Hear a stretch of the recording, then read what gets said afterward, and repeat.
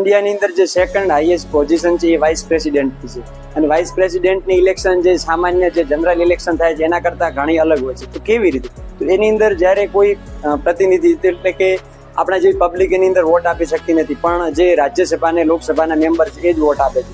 પણ એ પણ કેવી રીતે? તો જે એની અંદર સિલેક્ટેડ જે લોકો છે તો એ જ્યારે વોટ આપશે તો એની અંદર પ્રેફરન્સ આધારિત વોટ આપશે, એટલે કે પહેલા નંબરે કયું, બીજા નંબરે કયું ને ત્રીજા નંબરે. અને જ્યારે આપણે જે સામાન્ય પબ્લિક છે જનરલ, તો એની અંદર જ્યારે આપણે વોટ આપતા હોઈએ તો પર્ટિક્યુલર એક જ વ્યક્તિને આપણે વોટ આપતા હોઈએ છીએ કે જેની અંદર નિશ્ચિત હોય છે કે મારે આને વોટ આપવો છે.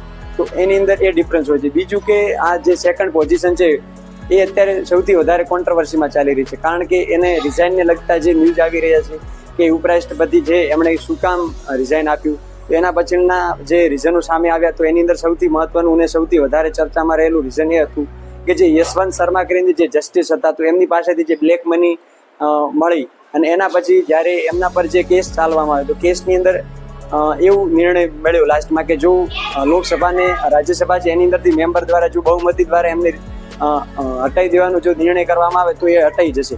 પણ જ્યારે વોટ કરવામાં આવે તો એની અંદર વિપક્ષના જે લોકો છે એટલે કે વિપક્ષના જે મેમ્બર છે એમણે વધારે એમને સહમતિ આપી કે આને હટાવી દેવા જોઈએ. પણ બીજેપીના જે મેમ્બર છે એમના દ્વારા બહુમતી આપે એ પહેલાં જ જે વાઇસ પ્રેસિડેન્ટ છે એમણે સિગ્નેચર કરીને એ નિર્ણયને એક સકારાત્મક રીતે અપનાવી દીધું. બીજું હતું કે એમણે જે આપણી જે જસ્ટિસ છે અને સામે જે પાર્લામેન્ટ છે તો એમણે બીજું એક એમનું એક નિવેદન સામે આવ્યું હતું કે એની અંદર એમણે એવું કહ્યું હતું કે જે અદાલત છે તો એ આપણી સંસદ કરતાં નીચે છે ને સંસદ સૌથી સર્વોપરી છે ભારતની અંદર. પણ વાસ્તવમાં રિયાલિટી અલગ છે, કારણ કે સંસદ એ આપણે કોન્સ્ટિટ્યુશન પર આધાર રહેલી છે, એના દ્વારા જ આપણી સંસદ ચાલે છે.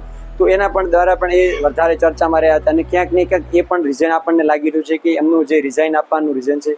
બીજું કે એમની જે હેલ્થ છે તો હેલ્થને લગતા પણ રીઝન આવ્યા છે. જ્યારે એમને રીઝન લખ્યું તો એની અંદર હેલ્થનું લખ્યું હતું કે હેલ્થ અને જે વય નિવૃત્તિ, તો એની અંદર 74 યર એમની વય થઈ ગઈ હતી.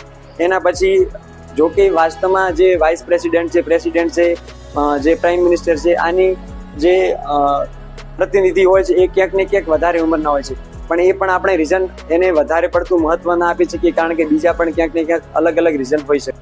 બીજું કે જે વાઇસ પ્રેસિડેન્ટના કે નવા વાઇસ પ્રેસિડેન્ટ ક્યારે આવશે એ પણ ચર્ચામાં ચાલી રહ્યું હતું. એની આપણે કોન્સ્ટિટ્યુશનની અંદર કોઈ પણ પર્ટિક્યુલર સમય પીરિયડ આપવામાં નથી આવ્યો કે આ સમયની અંદર નવા પ્રેસિડેન્ટ બનાવી દેવા, કારણ કે કોન્સ્ટિટ્યુશનની અંદર એવું કહેવામાં આવ્યું છે કે વધારે ને વધારે જેટલું જલ્દી બને એટલું નવા પ્રેસિડેન્ટ બનાવવા. તો એનો મતલબ એ થયો કે અમુક દિવસો પણ લાગી શકે, અમુક વર્ષ પણ લાગી શકે અને અમુક મહિનાઓની અંદર પણ બની જાય.